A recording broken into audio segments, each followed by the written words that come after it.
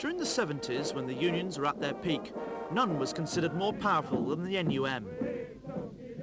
Miners could boast of sinking Edward Heath's yacht not once, but twice.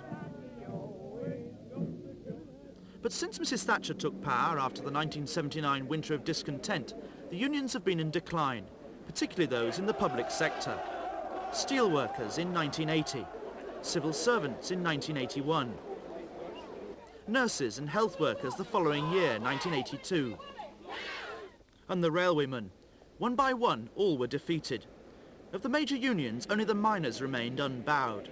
When a miners' strike loomed in 1981, the government backed down. The then Energy Secretary was David Howell. In those days, the stocks weren't so high. I don't think the country was prepared, and the whole NUM and the trade union movement tended to be united all on one side. This time, of course, it's very different. So that decision in 1981 not to enter into a confrontation with the NUM was really a tactical one based on your assessment of their strength? Oh, entirely, entirely. This miners' dispute, therefore, was the big confrontation for Mrs Thatcher, and it leaves the NUM and the Labour movement as a whole much weaker. Kenneth Morgan is an Oxford historian whose sympathies lie with the Labour movement. Why do you think the miners lost? I think the miners lost, firstly, because they were outgunned.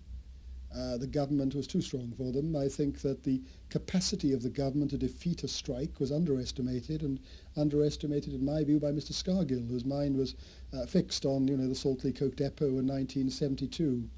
I think that the miners lost because coal is not as central to our economy, obviously, as it was, and the miners' capacity for undermining our economy, which they appear to show in 72 and 74, has been gravely weakened. And I think, thirdly, they lost because Britain is not a revolutionary country, and I believe that class solidarity and the dreams of workers' unity which sustained the strike have really not been sustained. If it had, it would have been a very different outcome.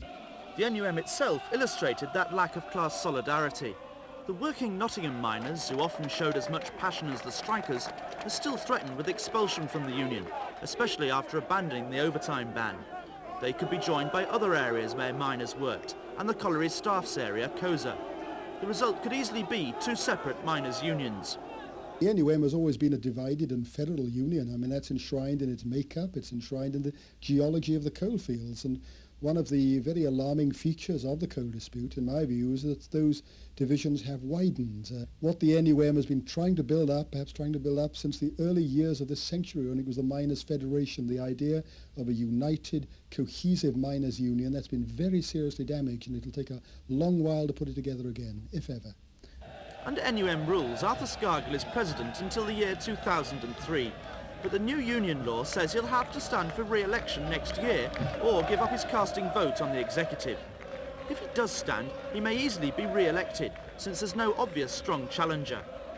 Forthcoming NUM branch elections could see a right-wing backlash, though, and find Arthur Scargill in a minority on the executive. At the same time, the NUM secretary, Peter Heathfield, may choose to take a higher profile. He's officially equal in status to Mr Scargill, but so far has chosen to play second fiddle. Future, since miners will be paying off their debts for many years. On the other hand, the strike has undoubtedly politicised many rank-and-file miners and increased their bitterness towards the coal board and the government. Mr Scargill will count that as a positive gain. The coal strike has also exposed the current weakness of the Trades Union Congress. At the TUC last September, Arthur Scargill was given hero status, as Congress said they'd support his union. No, we won't see the NUM destroyed. Those few unions who didn't support the NUM in Brighton said it was because their members wouldn't deliver. And my union is not going to stop them as a result of this statement or 10,000 like it. Their predictions were proved absolutely right. After numerous meetings between the miners and other unions, it was clear that the TUC promises could not be met. By late September, the miners' strike was probably lost. The strike at the beginning was futile, in my view. Right from the beginning, it was futile. At that point in time, it not only became futile, it was forlorn. There was no way it was going to win. How do you think that historians in 50 or 100 years' time will see the 1984 to 1985 coal dispute? I think they'll see it as a pretty important divide in the history of the British labour movement.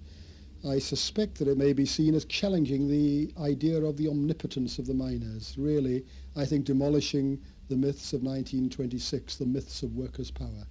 In my view, it's weakened the ties in some ways between the NUM and the trade union movement more generally, and I certainly think it's weakened the links between the TUC and the Labour Party in a very damaging way. But there have been some consolations for the labour movement from this dispute. While industrial support for the NUM from rank-and-file union members was lacking, miners and their families received considerable financial and moral support from other trade unionists. And the miners showed people it is possible to survive on strike for almost a year with very little income. Overall, though, the end of the coal strike probably leaves the union movement more divided, demoralised and weakened than for a very long time.